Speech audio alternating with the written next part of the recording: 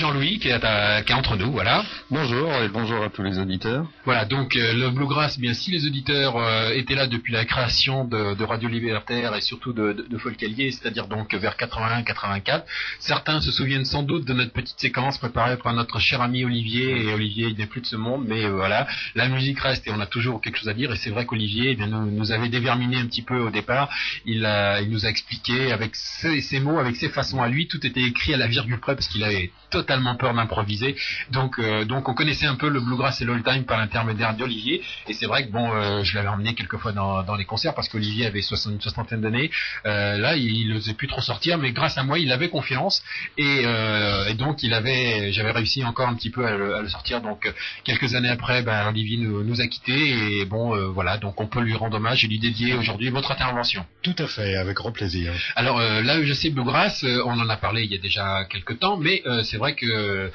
c'est une association qui organise donc régulièrement, c'est ça un peu, des concerts, et puis présenter, on va faire un petit historique de la création de cette association. Donc l'AEGC Bluegrass, qu'est-ce que ça veut dire? Alors l'AEGC, en fait, c'est le terme AEGC, ça signifie Anciens élèves de la Garenne-Colombe. Bon, c'est un peu historique, on n'a pas grand-chose à faire, on n'est pas très souvent des élèves de la Garenne-Colombe, mais c'est le seul endroit de la région parisienne où on peut écouter régulièrement du bluegrass, comme Serge vient de le dire.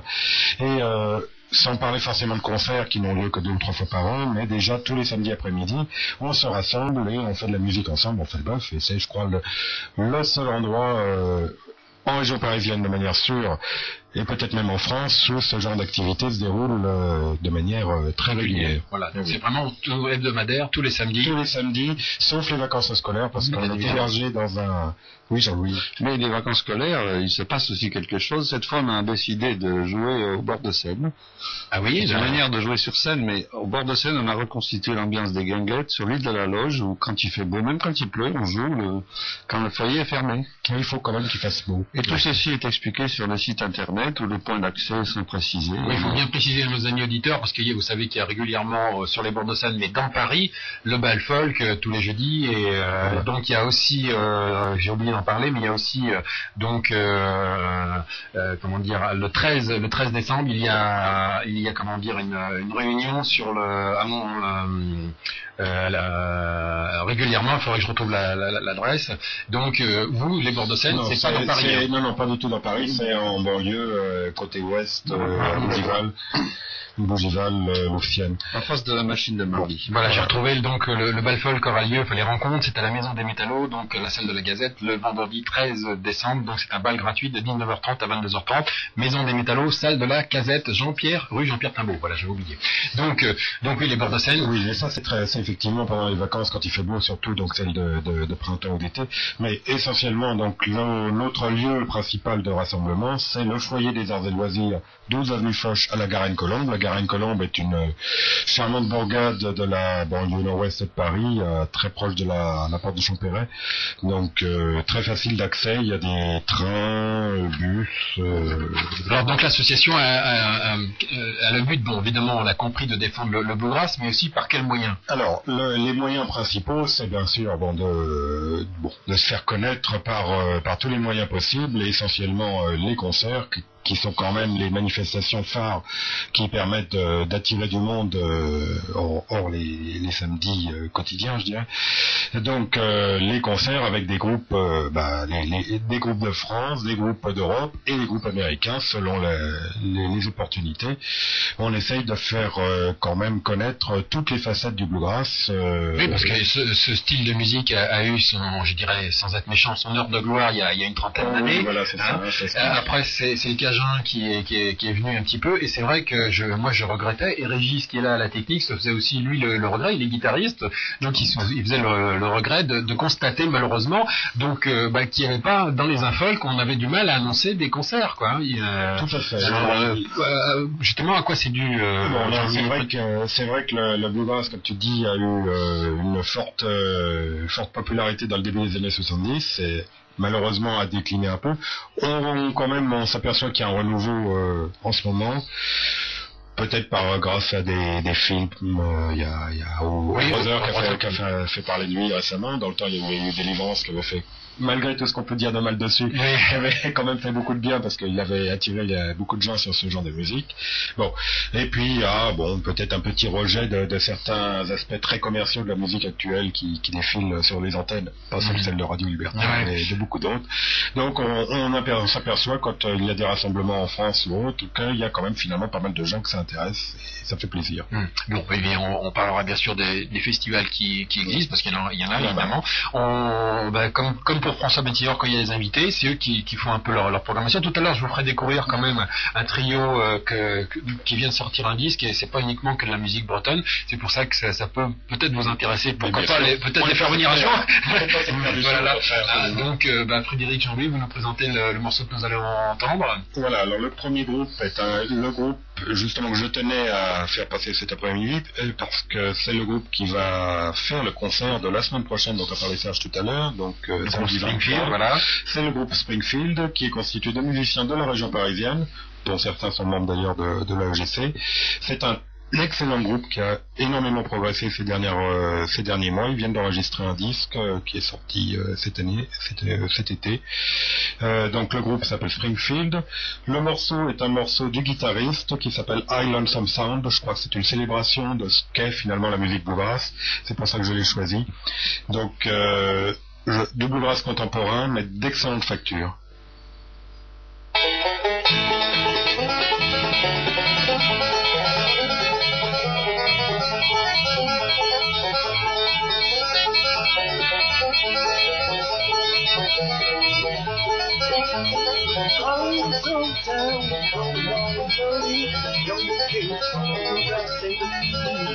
It's only higher before it goes. It's lonesome sound. It's in my mind. Lonesome sound. It's in the gospel. So sing.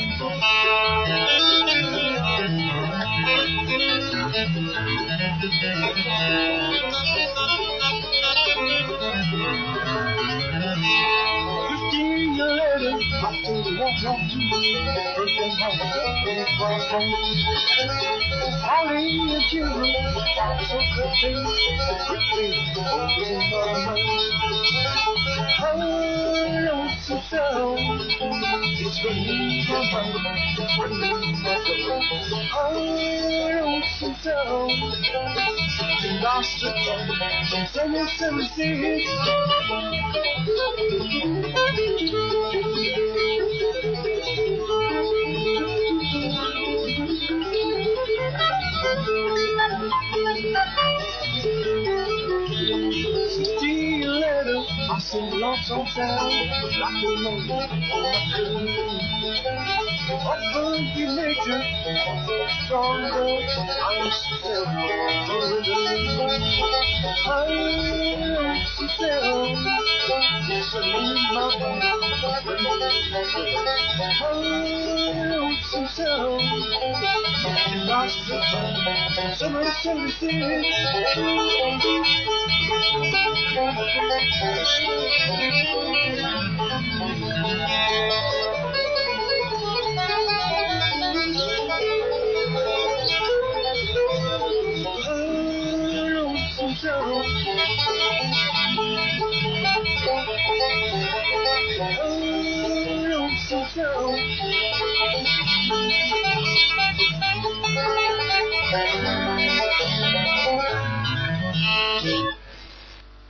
Le style assez reconnaissable, c'est vrai que c'est ce banjo clinquant comme aimait le dire Olivier. Donc là ils sont quatre et c'est vrai que à l'écoute on dirait déjà un groupe un peu bien formé quoi. Oui, tout à fait, mais ils ont énormément travaillé, je les suis de près, ce sont des très bons amis, et c'est vrai qu'ils ont fait énormément d'efforts pour sortir un disque extrêmement professionnel malgré des moyens finalement très limités.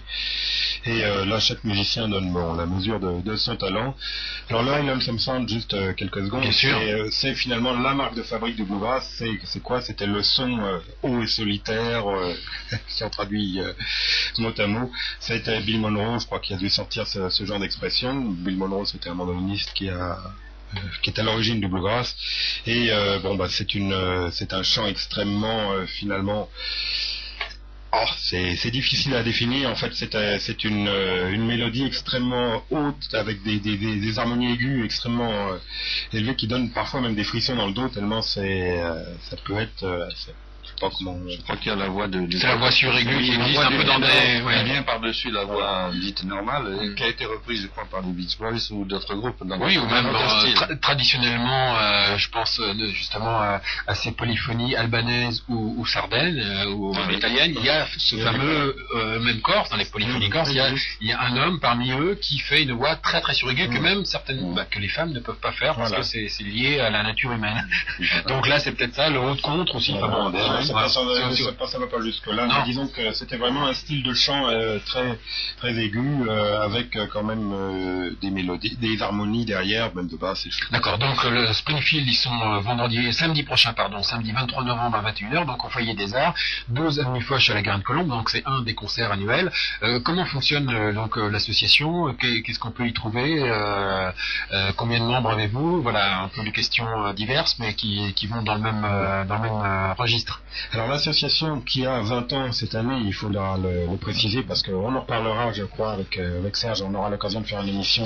J'espère vous recevoir plusieurs fois l'année prochaine. Parce qu'on va célébrer cette journée. J'espère, bien sûr. C'est une association, c'est un club qui a entre 60 et 80 membres selon les années, qui ne sont pas tous d'ailleurs de la région parisienne. Il y en a des régions assez éloignées de France, jusque dans les Pyrénées.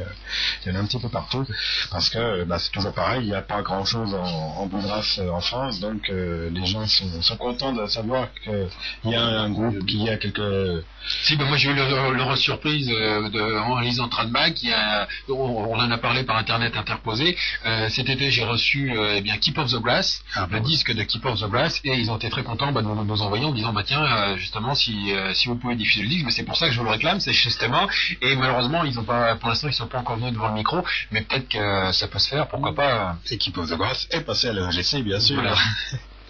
Donc l'association, comment fonctionne-t-elle alors? L'association, ce que j'ai dit tout à l'heure, son principal but, c'est d'arriver à se retrouver et de jouer ensemble. C'est quand même pour des musiciens, c'est quand même la principale activité.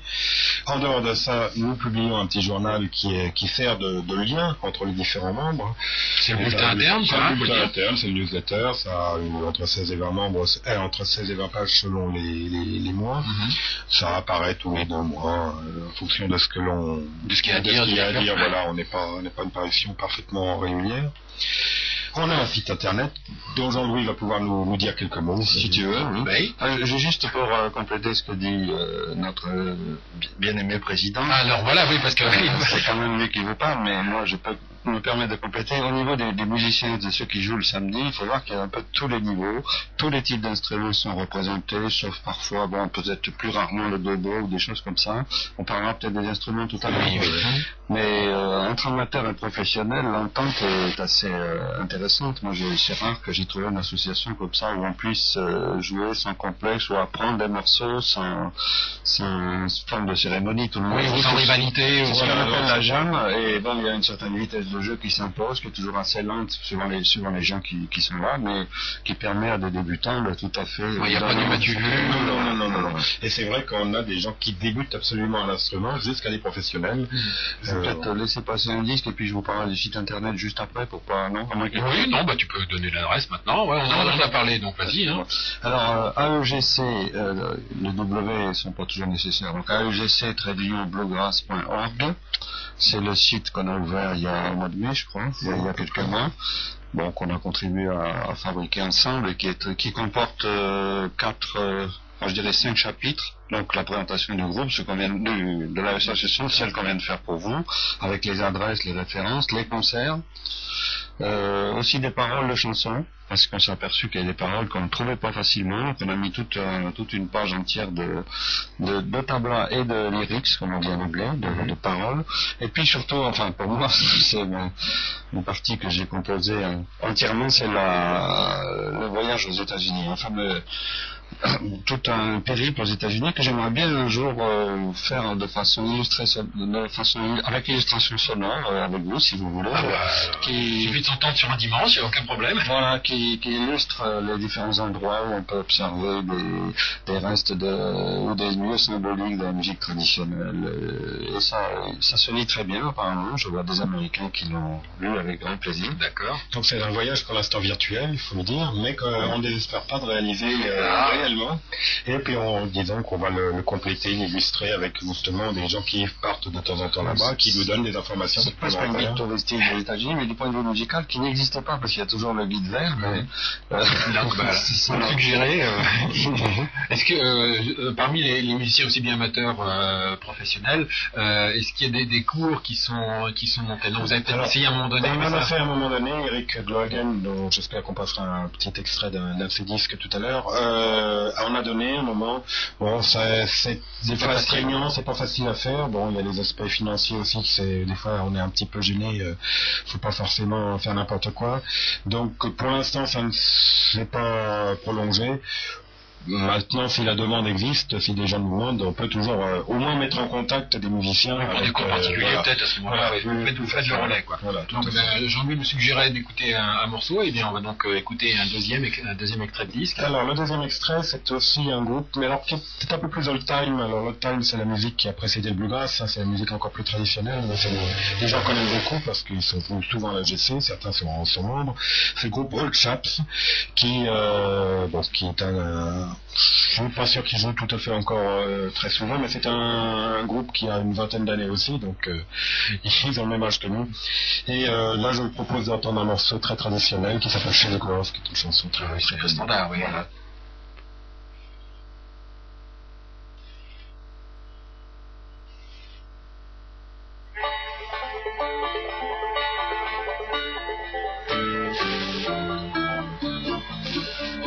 Shady Grove, my true love, Shady Grove, my darling, Shady Grove, my love, bound to go too far. I wish I were in Shady Grove, sitting on a rocking chair, and near the blues don't leave me alone, I rock and away from there.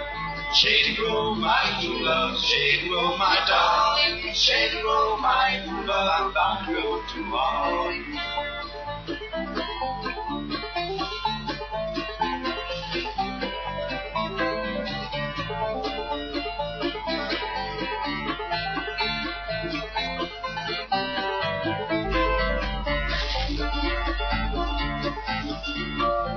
I had no bands, so the strings were made of fine. The only tune that he could play was probably mine.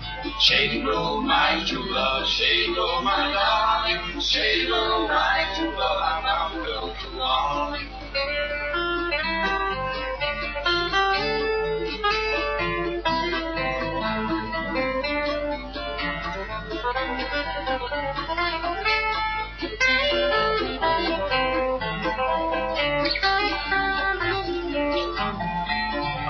See my Shady Grove, she was standing in the door, her shoes and stockings in her hand, and a little bit for down. Shady Grove, my true love, Shady Grove, my darling, Shady Grove, my true love, I'm bound to go too far.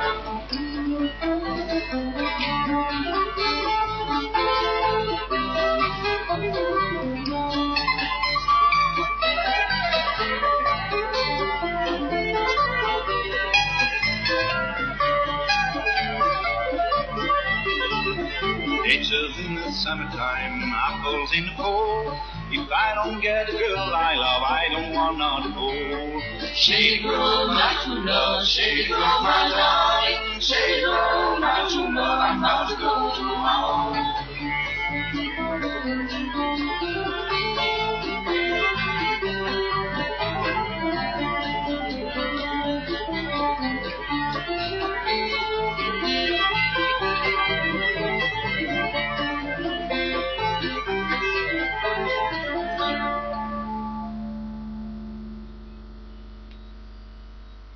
Radio Libertaire 89.4. Je vous rappelle que nous sommes en compagnie donc de Jean-Louis. Alors il est modeste, il se dit cheville ouvrière de la UGC, n'est-ce pas, Frédéric? Je crois que c'est tout à fait le terme qui s'impose, parce que c'est quelqu'un qui amène Cheville, plein de choses. peut-être, mais cheville, je ne sais pas. Là, tu peux aller jusqu'au genou. Bon, alors donc, trêve de plaisanterie.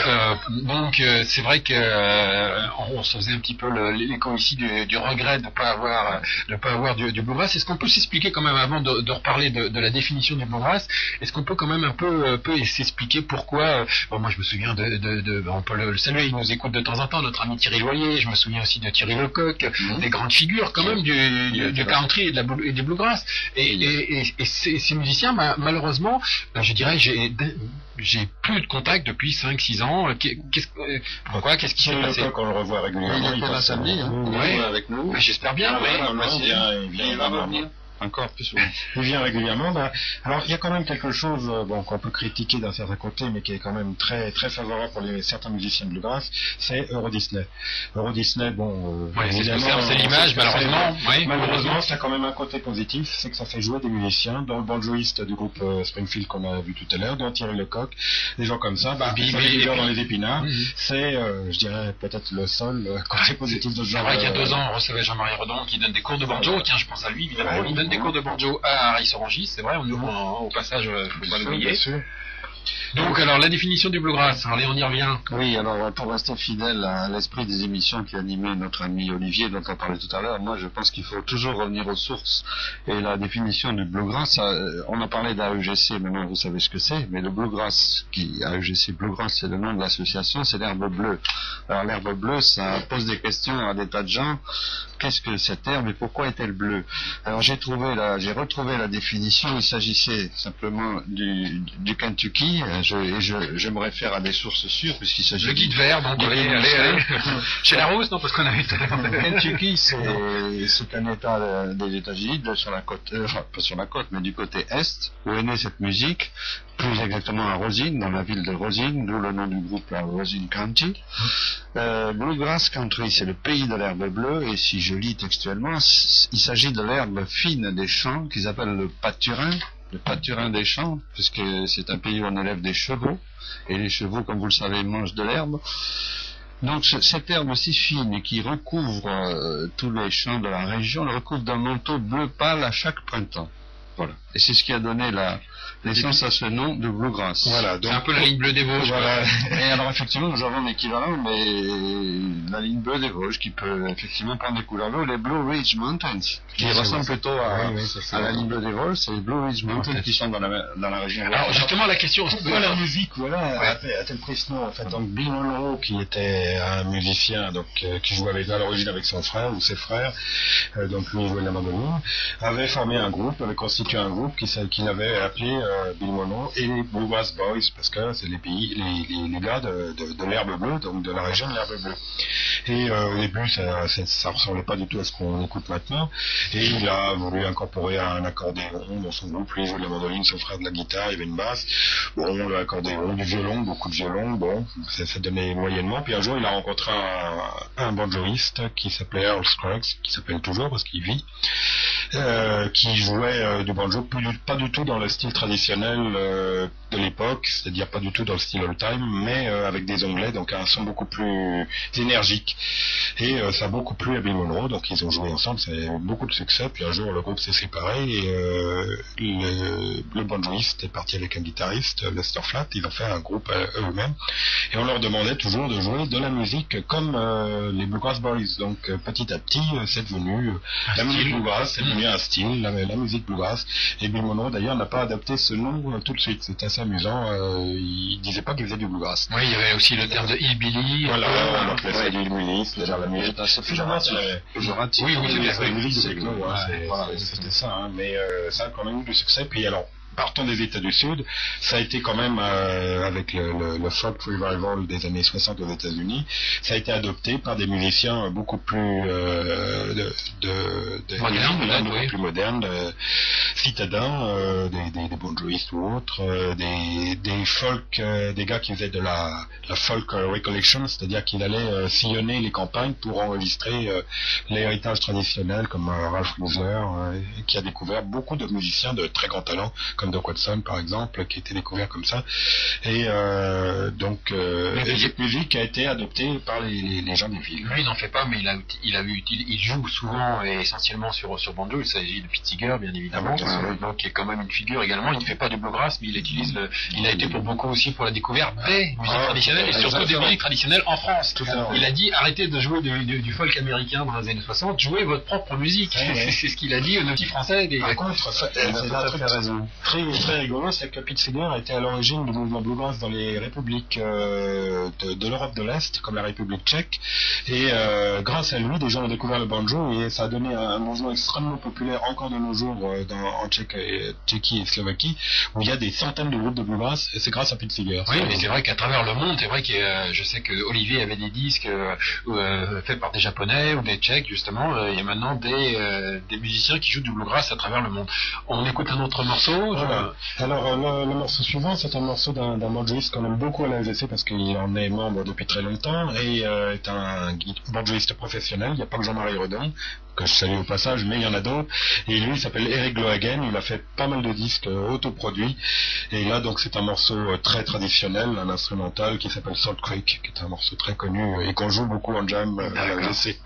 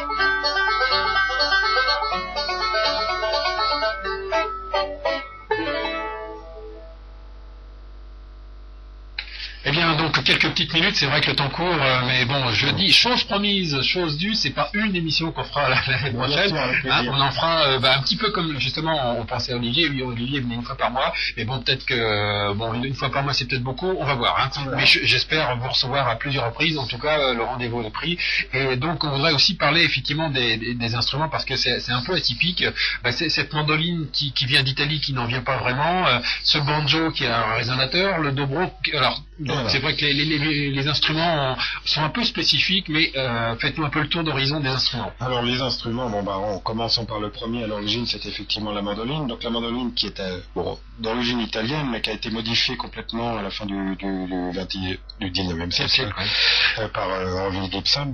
Gibson, la marque d'instruments bien connue, et qui lui a donné une forme très très tourmentée, très très originale, avec des volutes et des ouïes comme un violon et un fond plat. Donc pas du tout la mandoline bombée comme on la connaît, ce qui donne un son beaucoup plus puissant, beaucoup plus qui permet de se faire entendre beaucoup mieux dans les groupes. Autre chose, autre instrument très traditionnel, c'est le banjo, bien sûr. On peut dire maintenant. C'est l'instrument. Ça n'a pas été au départ. Voilà, c'est un instrument qui est d'origine certainement africaine. C'est un peu tendu, sa discrétion. Très discret le banjo. Mettez 4 banjos ensemble et vous verrez ce que ça fait. Le banjo, j'en joue un petit peu. Je sais ce que c'est. Et c'est un instrument un peu atypique aussi parce que il a une 5e corde qui est plus aiguë que les 4 autres, qui est placée au-dessus. Pour les gens qui jouent de la guitare, si vous voulez, à la place des cordes les plus basses, imaginez que vous aviez une corde plus courte et plus aiguë. Donc ça trompe énormément. Quand il y a un guitariste qui veut essayer de jouer, il est complètement perdu. C'est très amusant. Donc c'est effectivement un instrument très sonore qui donne sa marque de fabrique au bluegrass. Autre instrument très traditionnel, le violon, le fiddle comme on le dit. La guitare est l'instrument au départ rythmique, mais qui a été perfectionné, dont le jeu a été perfectionné par des guitaristes de grand renom comme Doc Watson et autres, ou Clarence White, qui l'ont permis de participer à des solos extrêmement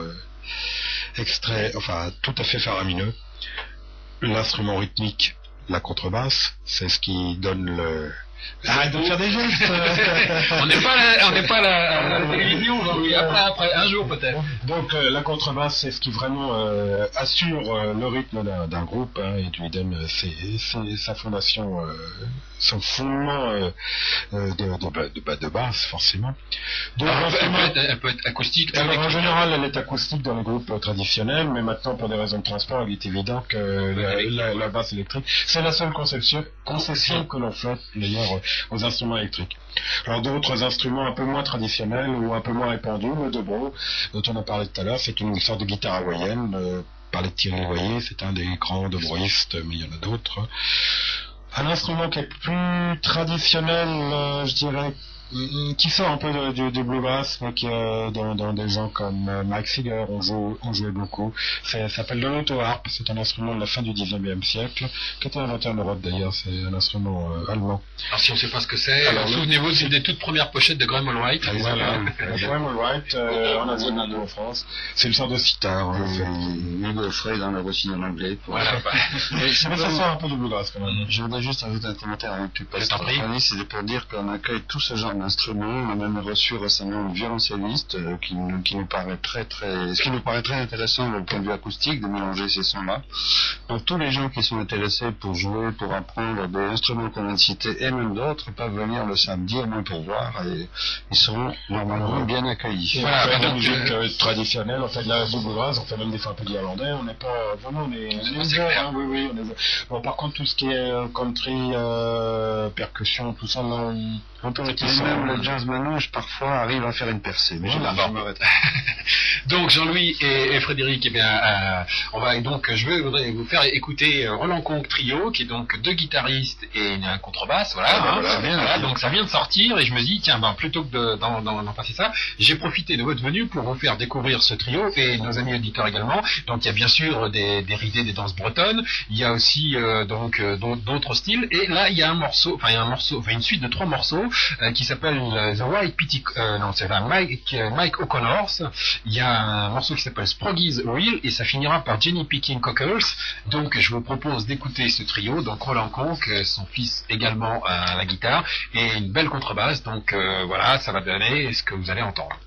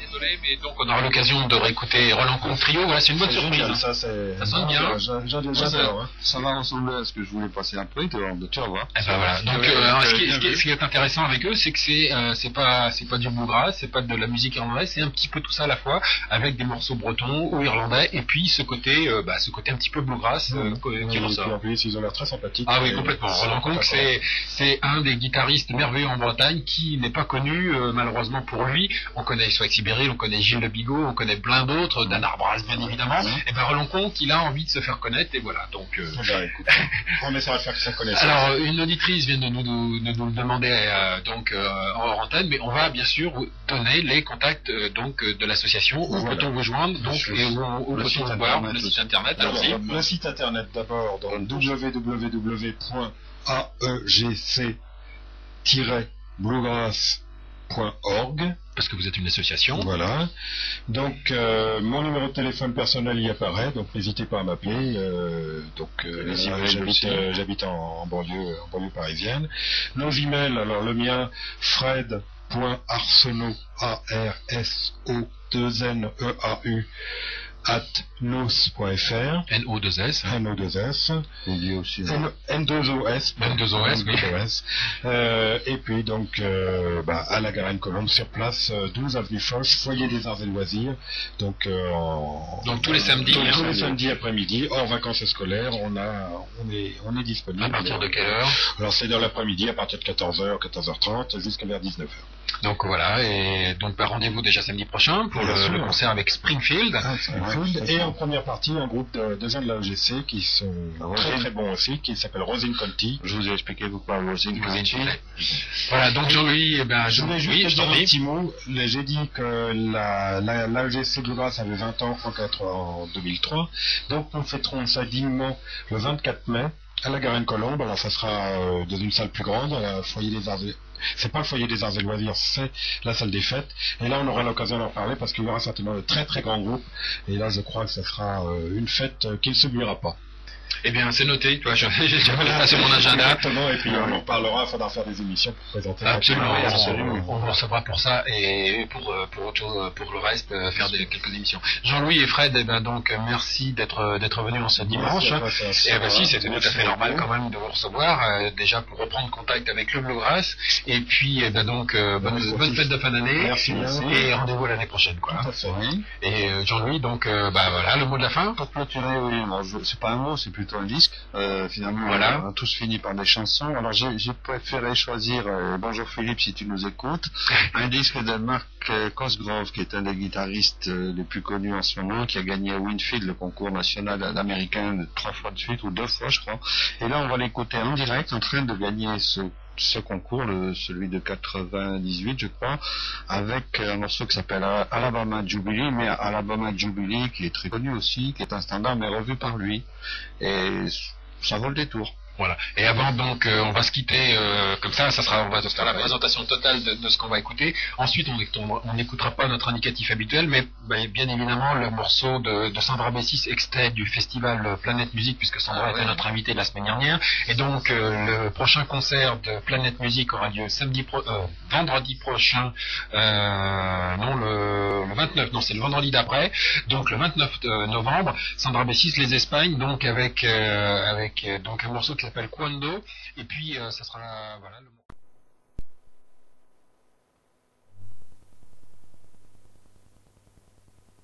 Voilà, qui illustre les différents endroits où on peut observer des restes ou des lieux symboliques de la musique traditionnelle. Et ça se lit très bien apparemment. Je vois des Américains qui l'ont lu avec grand plaisir. D'accord. Donc c'est un voyage pour l'instant virtuel, il faut le dire, mais qu'on ne désespère pas de réaliser réellement.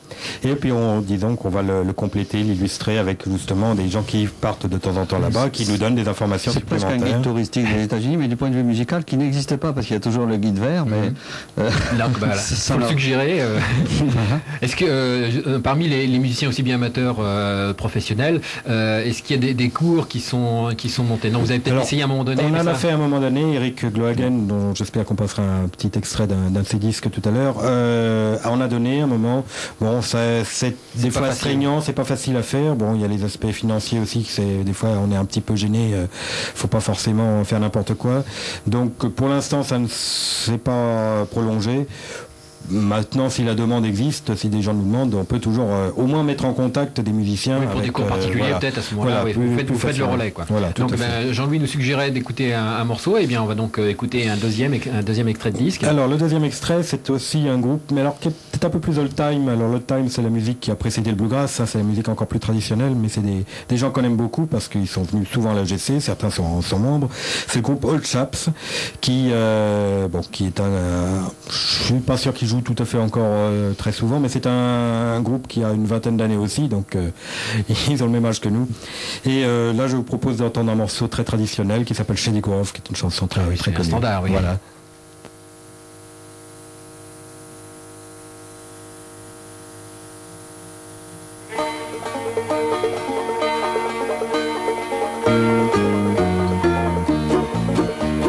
Shady Grove, my true love, Shady Grove, my darling, Shady Grove, my true love, I'm bound to go to Harlem. I wish I were in Shady Grove, sitting on a rocking chair, and near the blues don't leave me alone, I rock away from there. Shady Grove, my true love, Shady Grove, my darling, Shady Grove, my true love, I'm bound to go to Harlem.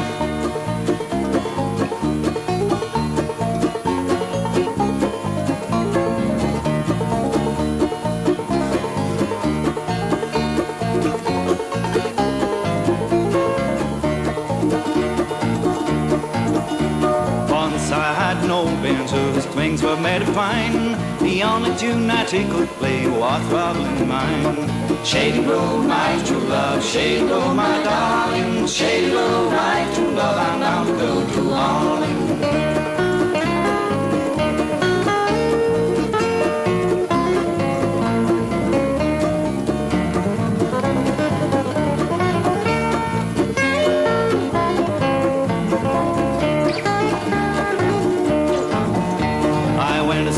Shady Grove, she was standing in the door, her shoes and stockings in her hand, a little barefoot on the floor. Shady Grove, my true love, Shady Grove, my darling, Shady Grove, my true love, I'm bound to go to Harlem.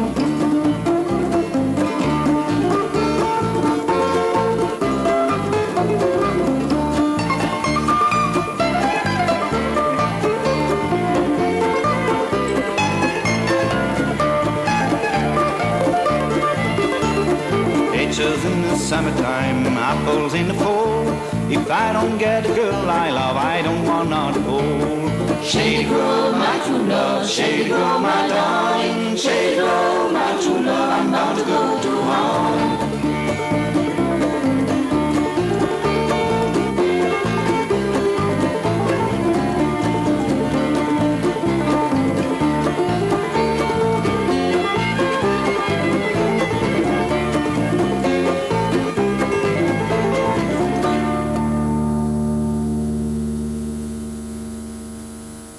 Radio Libertaire 89.4. Je vous rappelle que nous sommes en compagnie donc de Jean-Louis. Alors il est modeste, il se dit cheville ouvrière de la UGC, n'est-ce pas Frédéric? Je crois que c'est tout à fait le terme qui s'impose parce que c'est quelqu'un qui amène cheville, plein d'efforts. Peut-être, mais cheville, je ne sais pas. Toi, tu peux aller jusqu'au genou là. Bon, alors donc trêve de plaisanterie. Donc c'est vrai que on se faisait un petit peu l'écho ici du regret de pas avoir du bluegrass. Est-ce qu'on peut s'expliquer quand même avant de reparler de la définition du bluegrass? Est-ce qu'on peut quand même un peu s'expliquer pourquoi bon, moi je me souviens on peut le saluer, il nous écoute de temps en temps, notre ami Thierry Loyer. Je me souviens aussi de Thierry Lecoq, des grandes figures quand même du country et du bluegrass. Et ces musiciens, malheureusement, je dirais, j'ai plus de contact depuis 5-6 ans. Pourquoi? Qu'est-ce qui s'est passé? Thierry Lecoq, on le revoit régulièrement. Il était là samedi, il est avec nous. Ben, j'espère bien. Il vient régulièrement. Encore plus souvent. Il vient régulièrement. Alors, il y a quand même quelque chose qu'on peut critiquer d'un certain côté, mais qui est quand même très, très favorable pour certains musiciens de bluegrass, c'est Euro Disney. Euro Disney, évidemment... on sait l'image, malheureusement. Malheureusement, ça a quand même un côté positif, c'est que ça fait jouer des musiciens, dont le banjoïste du groupe Springfield qu'on a vu tout à l'heure, dont Thierry Lecoq, des gens comme ça, ça met du beurre dans les épinards.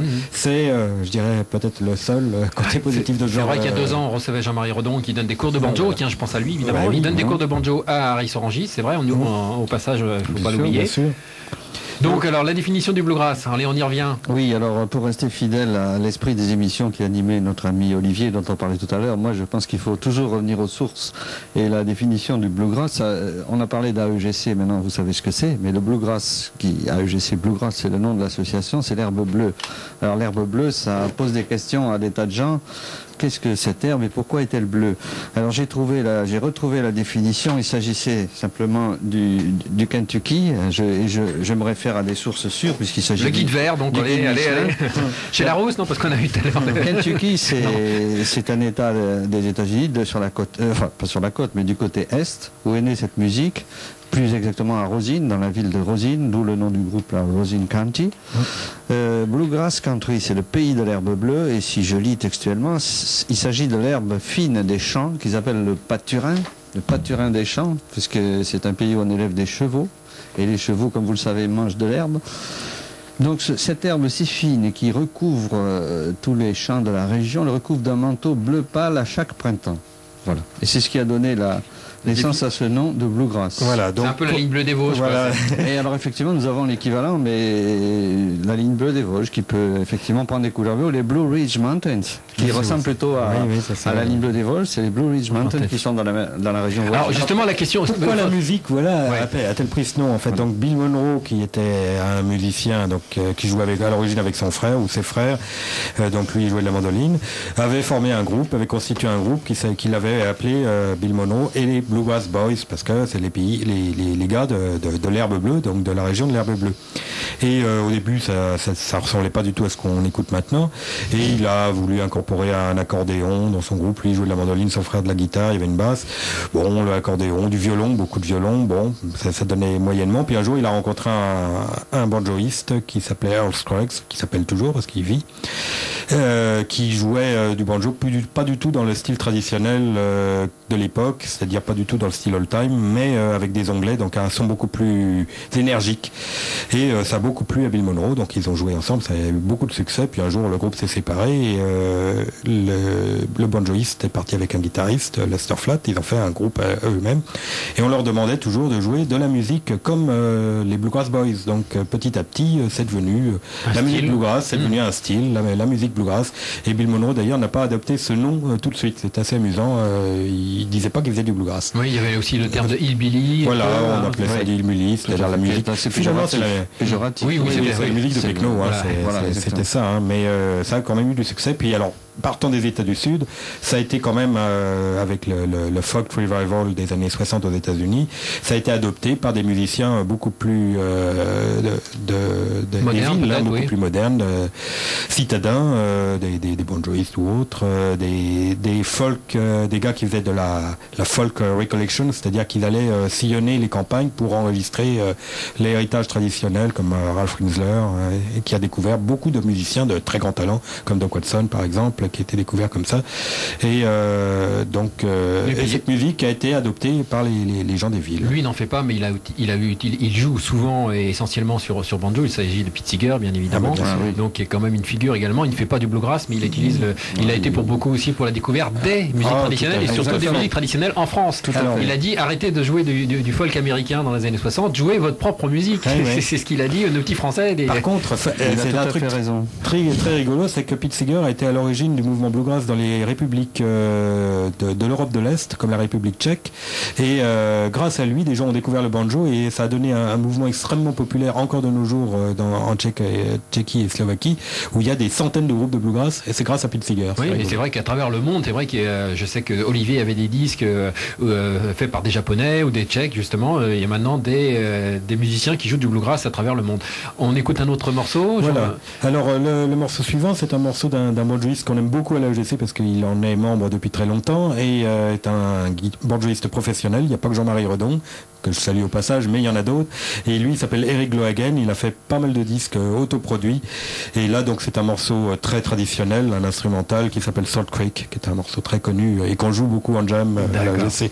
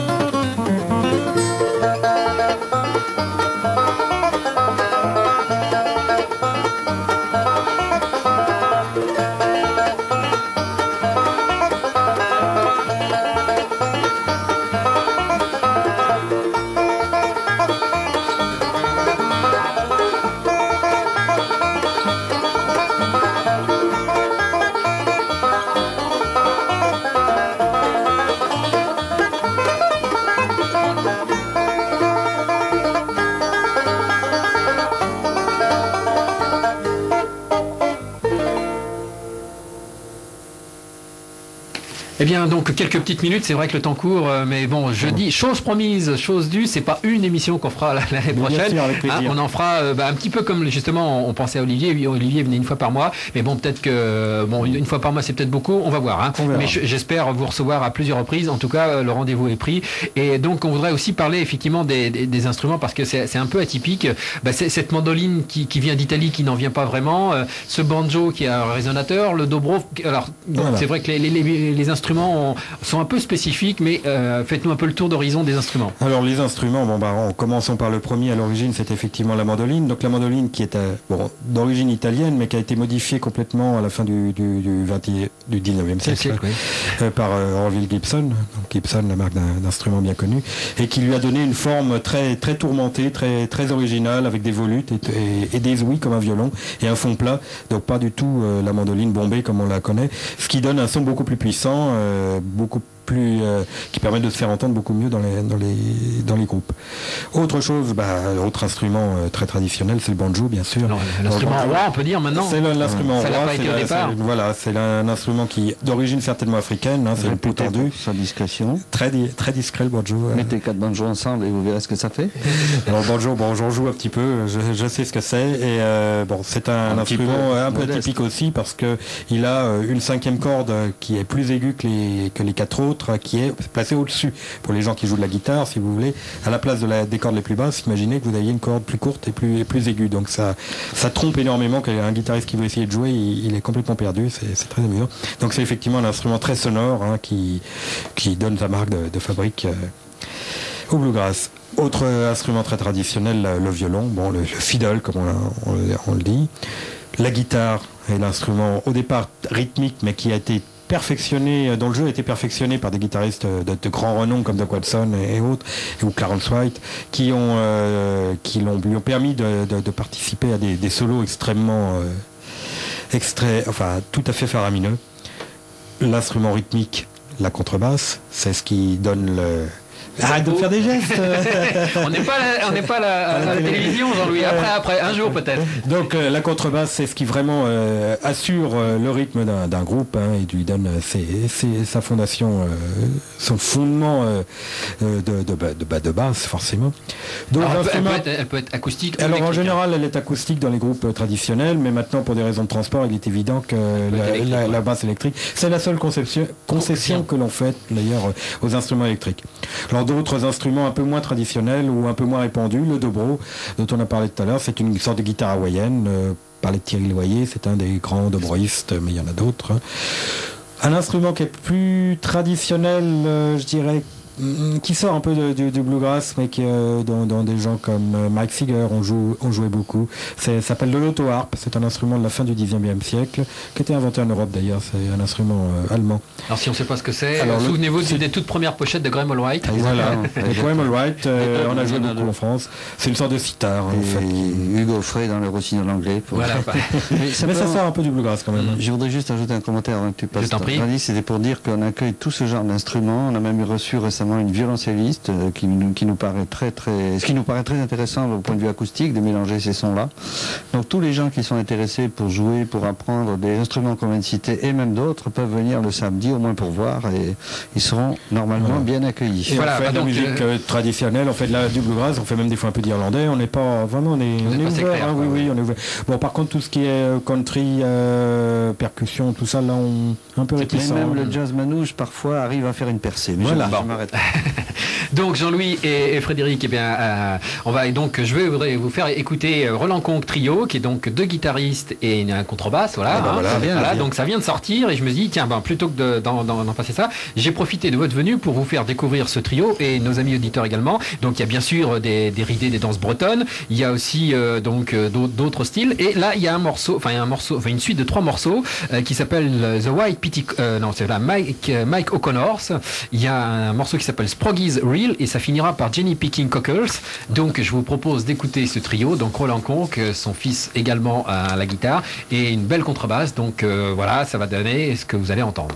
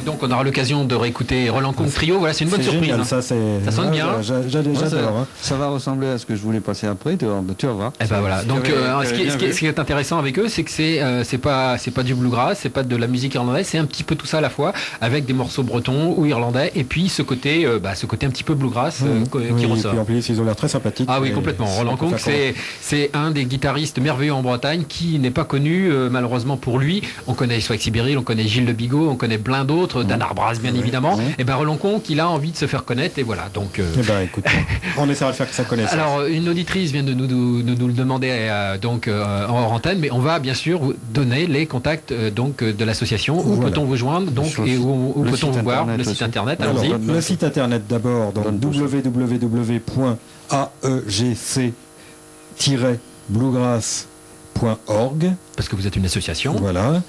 Donc mon numéro de téléphone personnel y apparaît, donc n'hésitez pas à m'appeler. J'habite en banlieue parisienne.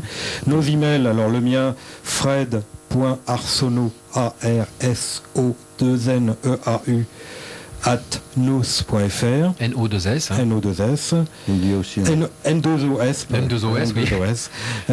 Et puis donc à la Garenne-Colombe, sur place, 12 avenue Foch, foyer des arts et loisirs. Donc tous les samedis. Tous les samedis après-midi, hors vacances scolaires, on est disponible. À partir de quelle heure? Alors c'est dans l'après-midi, à partir de 14h, 14h30, jusqu'à vers 19h. Donc voilà, et donc rendez-vous déjà samedi prochain pour le concert avec Springfield. Et en première partie, un groupe de gens de la EGC qui sont très très bons aussi, qui s'appelle Rosin Conti. Je vous ai expliqué pourquoi Rosin Conti. Voilà, donc Jean-Louis, je voulais juste te dire un petit mot. J'ai dit que la EGC Bluegrass avait 20 ans en 2003, donc nous fêterons ça dignement le 24 mai à la Garenne-Colombe. Alors ça sera dans une salle plus grande, foyer des arts. C'est pas le foyer des arts et loisirs, c'est la salle des fêtes. Et là, on aura l'occasion d'en reparler parce qu'il y aura certainement de très très grands groupes. Et là, je crois que ça sera une fête qui ne s'oubliera pas.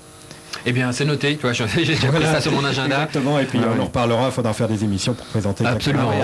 On vous recevra pour ça et pour autre chose, pour le reste, faire quelques émissions. Jean-Louis et Fred, donc merci d'être venus en ce dimanche. Merci à toi, c'était tout à fait normal quand même de vous recevoir déjà pour reprendre contact avec le Bluegrass. Et puis bonne fête de fin d'année. Merci bien. Et rendez-vous à l'année prochaine. Tout à fait. Oui. Et Jean-Louis, donc voilà le mot de la fin. Pour clôturer, oui. Bon, c'est pas un mot, c'est plutôt un disque. Finalement. Voilà. On a tous fini par des chansons. Alors j'ai préféré choisir, bonjour Philippe si tu nous écoutes, un disque de Mark Cosgrove, qui est un des guitaristes les plus connus en ce moment, qui a gagné Winfield, le concours national américain 3 fois de suite, ou 2 fois je crois. Et là on va l'écouter en direct, en train de gagner ce concours, celui de 98 je crois, avec un morceau qui s'appelle Alabama Jubilee, mais Alabama Jubilee qui est très connu aussi, qui est un standard mais revu par lui. Et ça vaut le détour. Voilà. Et avant, donc, on va se quitter comme ça. On va faire la présentation totale de ce qu'on va écouter. Ensuite, on n'écoutera pas notre indicatif habituel, mais bien évidemment le morceau de Sandra Bessis, extrait du festival Planète Musique, puisque Sandra était notre invitée la semaine dernière. Et donc, le prochain concert de Planète Musique aura lieu vendredi prochain. Non, le 29. Non, c'est le vendredi d'après. Donc, le 29 novembre, Sandra Bessis, Les Espagnes, donc avec donc un morceau qui s'appelle Cuando. Et puis ça sera le morceau final pour aujourd'hui, et vous ne retrouverez pas malheureusement ni Dieu ni Maître Que, l'émission culinaire de Radio Libertaire, parce que Elisabeth et Maurice vous présentent leurs plus grandes excuses. Ils sont pris pour des raisons donc diverses et de vie privée. Ils ont des petits problèmes, donc pas grands, mais bon, ils peuvent malheureusement pas assurer l'émission aujourd'hui, donc il y aura un programme musical à la place. Donc je vous présente des excuses de Maurice et d'Elisabeth. Vous pourrez les retrouver, vous les retrouverez de façon certaine le mois prochain, le 15 décembre, donc émission juste avant les fêtes de Noël. Je pense qu'on aura sans doute un gros clin d'œil de leur part. Voilà, donc salut à tous, merci de nous avoir écoutés. C'était la 928e émission de Folcalier en ce dimanche. Salut, au revoir. Merci.